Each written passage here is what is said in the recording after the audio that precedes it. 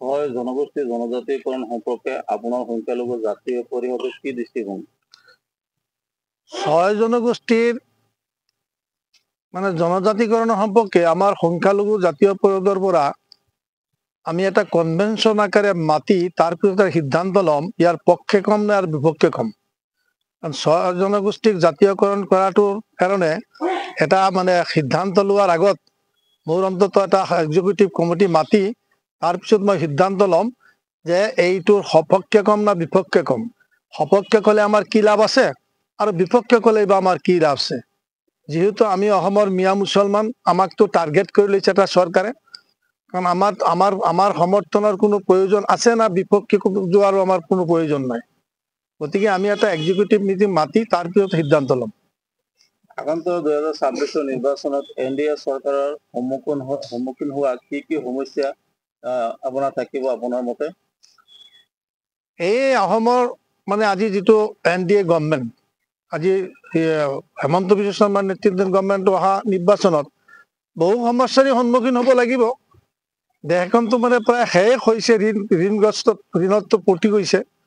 কিন্তু তাৰ উপৰি বিশেষকৈ এই ছয় জনগোষ্ঠীৰ সমস্যা সমাধান সম্পৰ্কে ছয় জনগোষ্ঠীক জনজাতিকৰণ নকৰাৰ কাৰণে এটা প্ৰত্যাহ্বানৰ সন্মুখীন হ'ব অহা নিৰ্বাচনত। আৰু দ্বিতীয়তে জুবিন গাৰ্গৰ হত্যাকাণ্ডৰ যদি বিচাৰ ইয়াৰ আগতে নহয় তাৰ কাৰণে এটা প্ৰত্যাহ্বান হ'ব এই চৰকাৰে।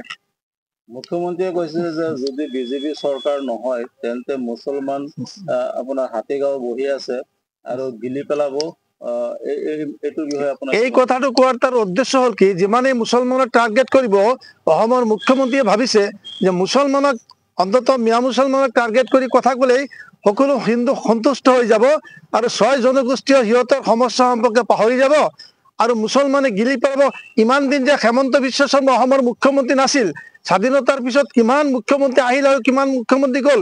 তেখেততকৈ শক্তিশালী মুখ্যমন্ত্ৰী হিতেশ্বৰ শইকীয়া, তেখেততকৈ শক্তিশালী মুখ্যমন্ত্ৰী প্ৰফুল্ল কুমাৰ মহন্ত, তেখেততকৈ শক্তিশালী তৰুণ গগৈ, এইবিলাকৰ বিমলা প্ৰসাদ চলিহা, কিমান মুখ্যমন্ত্ৰী সৰোজ সিংহা, তেখেতসকলৰ দিনত মুছলমানে এইবিলাক হিন্দু মানুহক গিলিব পৰা নাই, এতিয়া মানে হিন্দু গিলি পেলাব। তাৰমানে হিন্দু মানুহখিনিক ভয় দেখুৱাইছে যে আমি যদি বিজেপি গভৰ্ণমেণ্ট নহয়, অসমত যদি নহয়, তেনেহ'লে মানে তোমালোকৰ অৱস্থাটো বেয়া হ'ব। এইটো সম্পূৰ্ণ গোকাত মিছা কথা। ই ভয় দেখুৱাইছে। মানে মুছলমান কাৰ্ড আৰু কিমান সময় খেলিব? অহা নিৰ্বাচনৰ পিছততো মুছলমান কাৰ্ডটো খেলা শেষ হৈ যাব। আপোনাৰ গৌৰৱ গগৈ আৰু ৰকিবুল হুছেইনে কৈছে, প্ৰাক্তন মন্ত্ৰী ৰকিবুল হুছেইনে কৈছে যে মুখ্যমন্ত্ৰী 108ত আপোনাৰ ফোন মাৰি আজমলক আনিছে। এইটো বিষয়ত আপুনি কি কয়? আচ্ছা চাওক, এইটো কথা, আজমল চাহাব এই দলৰ সভাপতি, AIUDF দলৰ সভাপতি, তেখেত অসুস্থ হৈ আছিলে। এতিয়া তেখেত এই দলত অহা নিৰ্বাচন আহি আছে। গতিকে এই দলে কিবা সিদ্ধান্ত লোৱা আগতেই তেখেতৰ বাহিৰে এই দলে কোনো সিদ্ধান্ত ল'ব পাৰিব নেকি? কোনোবা মানুহক টিকেট দিব পাৰিব নেকি? আৰু এইটো এটা কোৱা কথা নেকি আজমলক কিমান ভয় কিয় কৰিব লাগে? কি প্ৰয়োজন পৰিছে আজমলক ভয় কৰাৰ? এতিয়াতো আজমলটো আৰু গভৰ্ণমেণ্ট নহয়, আজমলটো অসমৰ মুখ্যমন্ত্ৰী নহয়। ইয়াতে গৌৰৱ গগৈৰ ভয় কৰিবলগীয়া কি আছে? এই হেমন্ত বিশ্বেৰী ভয় কৰিবলগীয়া কি আছে? আৰু আপোনাৰ ৰকিবুল হুছেইনে যে ভয় কৰিবলগীয়া কি আছে? নিৰ্বাচনটো এতিয়া নহয়, 2006ৰ পৰা খেলি আছে। AIUDF 2006ৰ পৰা ইয়াত নিৰ্বাচন কৰি আছে। গতিকে তেখেতকতো আৰু 108 দি আনাৰ কোনো প্ৰয়োজন নাই। এইবিলাক কথা ক'ব নাপায়।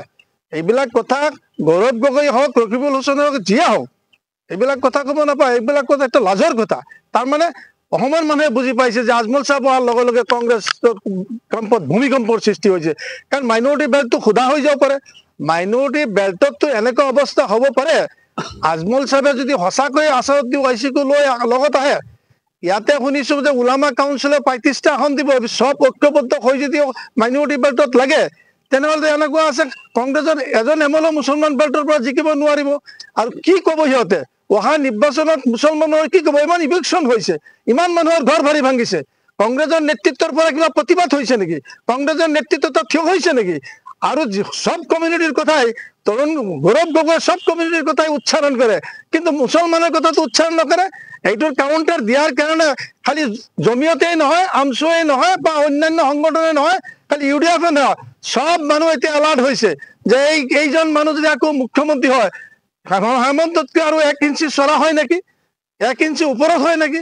গতিকে এতিয়া আমাৰ সংখ্যালঘু মানুহ সজাগ সাৱধান ঐক্যবদ্ধ হ'ব লগা হ'ল আৰু মই সদৌ মানুহখিনিক মই আজিৰ এই মিডিয়াৰ জৰিয়তে মই অনুৰোধ কৰিম আপোনালোকে অসমৰ বিশেষকৈ বংগীয় মূলৰ বাংলাভাষী মুছলমানসকলক মই অনুৰোধ জনাম আপোনালোকে দলৰ প্ৰাধান্য নিদি আপোনালোকে প্ৰত্যেকটো সমষ্টিত UDF হওক কংগ্ৰেছেই হওক যিকোনো পাৰ্টি হওক ওলামা কাউন্সিলে হওক উপযুক্ত প্ৰাৰ্থী য'ত য'ত প্ৰক্ষেপ কৰিব সেইবিলাক প্ৰাৰ্থীক আপোনালোকে অহা নিৰ্বাচনত বিধানসভালৈ পঠাব যাতে বিধানসভাত আমাৰ সম্পৰ্ক উচ্চ কোৱাৰ লগে লগে চকুত চকু ৰাখি যাতে প্ৰত্যেক কথাৰ জবাব দিব পাৰে অসমৰ মুখ্যমন্ত্ৰী যিয়ে হওক অসমত যি দলে শাসন কৰে সেই দলৰ বিৰুদ্ধে অন্ততঃ কথা ক'ব পৰা শক্তি থকা মানুহক বিধানসভালৈ পঠাব আৰু আমাৰ অধ্যক্ষ আপোনালোকে গম পাইছে অসমৰ সব মানুহে জানে যে আমাৰ এজন বেৰিষ্টাৰে কি বক্তব্য ৰাখিছে লণ্ডনৰ পৰা সেই কথাটো হৃদয়ংগম কৰা উচিত আৰু আমি ভয় খোৱাৰ দৰকাৰ নহয় আমি আল্লাহক ভৰসা কৰাৰ ওপৰত মানুহ জাতি